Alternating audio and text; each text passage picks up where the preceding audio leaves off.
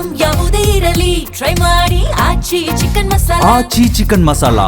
Bidadi township ವಿರುದ್ಧ ರೈತರು ರೋಷಾಗ್ನಿಯನ್ನ ವ್ಯಕ್ತಪಡಿಸಿದ್ದಾರೆ. ಸರ್ವೆಗೆ ಬಂದ ಅಧಿಕಾರಿಗಳ ಕಾರಿನ ಗಾಜನ್ನ ಪುಡಿ ಪುಡಿ ಮಾಡಿದ್ದಾರೆ. ಕಲ್ಲು ಇಟ್ಟಿಗೆ ದೊಣ್ಣೆಯಿಂದ ದಾಳಿ ನಡೆಸಿದ್ದಾರೆ ರೈತರು. ಅಧಿಕಾರಿಗಳಿಗೆ ಪೊರಕೆ ಏಟು ಕೊಟ್ಟು ಆಕ್ರೋಶವನ್ನ ವ್ಯಕ್ತಪಡಿಸಿದ್ದಾರೆ. ಈ ವೇಳೆ ಪೊಲೀಸರು ರೈತರ ನಡುವೆ ತಳ್ಳಾಟ ನೂಕಾಟಗಳು ನಡೆದಿದೆ. ಬಿಡದಿ ಟೌನ್ಶಿಪ್ ವಿರುದ್ಧ ರೈತರು ರೋಷಾಗ್ನಿಯನ್ನ ವ್ಯಕ್ತಪಡಿಸ್ತಾ ಇದ್ದಾರೆ. ಏನು ಸರ್ವೆಗೆ ಬಂದ ಅಧಿಕಾರಿಗಳ ಕಾರಿನ ಗಾಜನ್ನೆಲ್ಲ ಪುಡಿ ಪುಡಿ ಮಾಡಿದ್ದಾರೆ. ಕಲ್ಲು ಇಟ್ಟಿಗೆ ದೊಣ್ಣೆ ಏನ್ ಸಿಗತ್ತೆ ಕೈಯಲ್ಲಿ ಅದರಿಂದ ಕಾರಿನ ಗಾಜನ್ನ ಪುಡಿ ಪುಡಿ ಮಾಡಿದ್ದಾರೆ. ಜೊತೆಗೆ ಅಧಿಕಾರಿಗಳಿಗೆ ಪೊರಕೆ ಏಟು ಕೊಟ್ಟು ಆಕ್ರೋಶವನ್ನ ವ್ಯಕ್ತಪಡಿಸಿದ್ದಾರೆ. ಹಾಗೆ ಈ ಸಮಯದಲ್ಲಿ ಅಲ್ಲಿದ್ದ ಪೊಲೀಸರು ಮತ್ತು ರೈತರ ನಡುವೆ ತಳ್ಳಾಟ ನೂಕಾಟಗಳು ಕೂಡ ನಡೆದಿದೆ. ಉದ್ವಿಗ್ನ ಪರಿಸ್ಥಿತಿ ಆಗಿದೆ ಮಂಡಲಹಳ್ಳಿಯಲ್ಲಿ. ಬಿಡದಿ ಟೌನ್ಶಿಪ್ ವಿಚಾರವಾಗಿ ನಾವು ದೃಶ್ಯದಲ್ಲಿ ನೋಡ್ತಾ ಇದ್ದೀವಿ. ಎಷ್ಟು ಅಗ್ರೆಸಿವ್ ಆಗಿದ್ದಾರೆ ರೈತರು, ಎಷ್ಟು ಆಕ್ರೋಶವನ್ನ ವ್ಯಕ್ತಪಡಿಸ್ತಾ ಇದ್ದಾರೆ ಅಂತ. ಈಗಾಗಲೇ ಕಳೆದ 1.5 ವರ್ಷದಿಂದ ನಾವು ಭೂಮಿ ಕೊಡಲ್ಲ ಅಂತ ಹೇಳಿ ಅವರು ಪ್ರತಿಭಟನೆಯನ್ನ ನಡೆಸ್ತಾ ಇದ್ದಾರೆ. ಆದ್ರೆ ಅಧಿಕಾರಿಗಳು ಈಗ ಏಕಾಏಕಿ ಬಂದು ಸರ್ವೆ ಮಾಡ್ತಾ ಇದ್ದಾರೆ ಜಮೀನಲ್ಲಿ. ಅದು ಕೂಡ ಯಾರು ರೈತರು ವಿರೋಧ ಇದೆ, ನಾವು ಭೂಮಿ ಕೊಡಲ್ಲ ಅಂತ ಹೇಳಿದರೆ ಆ ಒಂದು ರೈತರ ಭೂಮಿಯಲ್ಲಿ ಸರ್ವೆ ಮಾಡ್ತಾ ಇದ್ದಾರೆ. ಹಾಗಾಗಿ ರೈತರ ಆಕ್ರೋಶ ಹೆಚ್ಚಾಗಿದೆ. ಅಧಿಕಾರಿಗಳು ಅಂತ ಕೂಡ ನೋಡ್ದಲೇ ಬಂದಿರುವಂತಹ ಅಧಿಕಾರಿಗಳಿಗೆ ಪೊರ್ಕೆ ಸೇವೆ ಮಾಡಿದ್ದಾರೆ. ನಾವು ದೃಶ್ಯದಲ್ಲಿ ನೋಡ್ತಾ ಇದ್ದೀವಿ. ಇನ್ನು ಕಾರಿನ ಗಾಜನ್ನ ಕೂಡ ಪುಡಿ ಪುಡಿ ಮಾಡಿದ್ದಾರೆ.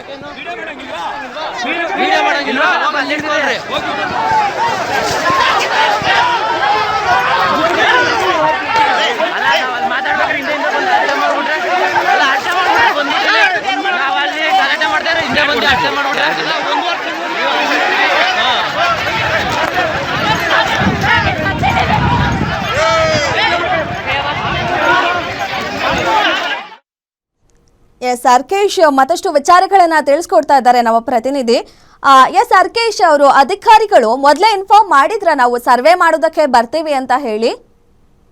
ಧನ್ಯಶ್ರೀ, ಏನಂತ ಹೇಳಿದ್ರೆ ಕೆಲವೊಂದಷ್ಟು ಏನು ಬಿಡದಿ ಭಾಗದ ರೈತರು ಏನು 9,000 ಎಕರೆ ಕೆಲವೊಂದಷ್ಟು ರೈತರು ಈಗ ಏನು ಪ್ರಾಧಿಕಾರಕ್ಕೆ ಜಮೀನ ಕೊಡ್ಲಿಕ್ಕೆ ಒಪ್ಪಿಗೆ ಸೂಚಿಸಿರುವಂತದ್ದು. ಈ ನಿಟ್ಟಿನಲ್ಲಿ ಒಪ್ಪಿಗೆ ಸೂಚಿಸುವಂತ ರೈತರು ಮತ್ತೆ ಏನು ವಿರೋಧವಾಗಿರುವಂತ ರೈತರು ಕೂಡ ಇಬ್ರು ಕೂಡ ಬೈರಮಂಗಲ ಗ್ರಾಮದಲ್ಲಿ ಪ್ರತಿಭಟನೆ ಮಾಡ್ತಿದ್ದಾರೆ.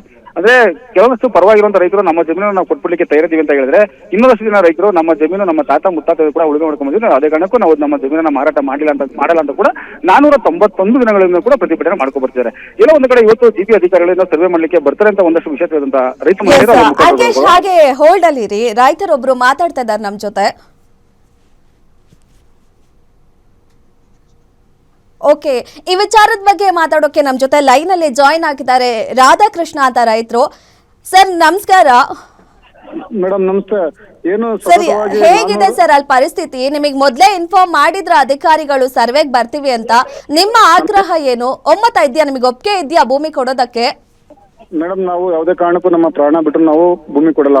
ಏನು ನಾವು ಸತತವಾಗಿ 490 ದಿವಸದಿಂದ ನಿರಂತರವಾದ ಹೋರಾಟ ಮಾಡ್ತಾ ಇದ್ದೀವಿ. ನಮ್ಮ ಭೂಮಿ ನಮ್ಮ ಹಕ್ಕು ಅಂತ, ನಾವು ನಮ್ಮ ಭೂಮಿನ ಕಾಪಾಡ್ಕೋಬೇಕು ಅಂತ. ಅದಕ್ಕಾಗಿ ನಾವು ಸತತವಾಗಿ ಜಿಲ್ಲಾಧಿಕಾರಿ ಇರ್ಬೋದು, DC ಅವ್ರಿಗೆ ಮತ್ತೆ ಮುಖ್ಯಮಂತ್ರಿ ಅವ್ರಿಗೆ, ಉಪಮುಖ್ಯಮಂತ್ರಿ ಅವ್ರಿಗೆ, ಈ ಭಾಗದ ಶಾಸಕರಿಗೆ ಎಲ್ರಿಗೂ ಮನವಿ ಕೊಟ್ವಿ. ನಾವೇನ್ ಮನವಿ ಕೊಟ್ಟರು ನಮ್ಮ ಮನವಿಗೆ ಒಂದು ಕವಡೆ ಕಾಸಿನ ಕಿಮ್ಮತ್ತಿಲ್ಲ. ಅದರಿಂದಾಗಿ ನಾವು ಹೋರಾಟನ ಉಗ್ರವಾಗಿ ಮಾಡ್ತಾ ಇದೀವಿ ಮೇಡಮ್. ಇವಾಗ ಇದು ಲಾಸ್ಟ್ ಕೊನೆ ಅಂತ ಡಿವೈಡ್ ಇಲ್ಲ ಮಾಡು ಇಲ್ಲ ಮಾಡಿ ಈಗ ಎಲ್ಲ ಪೊಲೀಸ್ನವರೆಲ್ಲ ಲಾಠಿ ತಗೊಂಡೆಲ್ಲ ಸಿದ್ಧವಾಗಿದ್ದಾರೆ. ಆಗಲೇ ನಮ್ಮ ರೈತರಾದಂಥ ಕೃಷ್ಣಪ್ಪ ಅವರಿಗೆ ಕಪಾಳ ಮೇಲೆ ಹೊಡೆದು ಅವರು ಕೆಳಗಡೆ ಬಿದ್ದೋಗಿದ್ದಾರೆ. ಅವ್ರು ಕೋಮಾ ಹೋಗೋ ಸ್ಥಿತಿಲಿದ್ದಾರೆ, ಅವರು ಮೂರ್ಛೆ ಬಿದ್ದೋಗಿದ್ದಾರೆ. ಈಗ ನಾವು ಇನ್ನೇನಿಲ್ಲ ಮೇಡಮ್, ಇಲ್ಲೇ ಸಾಯ್ಬೇಕಷ್ಟೇ. ನಾವು ನಮ್ಮ ಭೂಮಿ ಉಳಿಬೇಕಿಲ್ಲ, ನಾವು ಸಾಯ್ಬೇಕು. ಬಟ್ ಆದ್ರೆ ಸರ್ಕಾರ ಹೇಳ್ತಿದೆ ಸಾಕಷ್ಟು ಜನ ಒಪ್ಪಿಗೆ ಕೊಟ್ಟಿದ್ದಾರೆ ಭೂಮಿ ಕೊಡೋದಕ್ಕೆ ಅಂತ ಹೇಳಿ. ಹೇಗಿದೆ, ಹೌದಾ? ಸಾಕಷ್ಟು ರೈತರು ಅಲ್ಲಿ ಒಪ್ಪಿಗೆ ಕೊಟ್ಟಿದ್ದಾರಾ ಭೂಮಿ ಕೊಡೋದಕ್ಕೆ?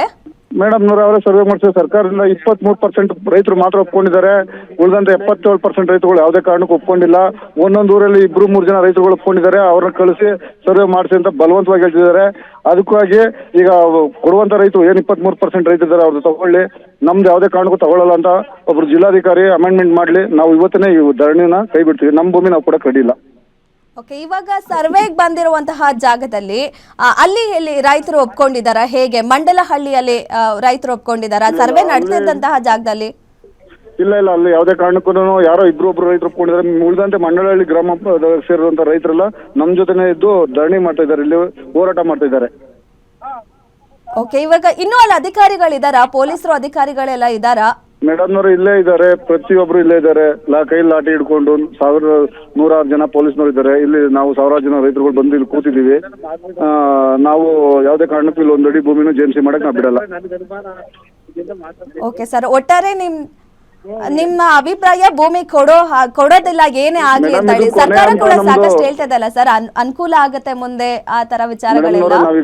ನಾವು ಇವಾಗಲೇ ನಾವು ಹೈನುಗಾರಿಕೆ ಕೃಷಿನಲ್ಲಿ ಲಕ್ಷಾಂತರ ರೂಪಾಯಿ ಸಂಪಾದನೆ ಮಾಡ್ತಾ ಇದೀವಿ. ನಮ್ಗೆ ಯಾವುದೇ ಅನುಕೂಲ ಬೇಡ, ನಮ್ಮ ರೈತರಾಗಿ ಬದುಕಕ್ ಬಿಟ್ರೆ ಸಾಕು.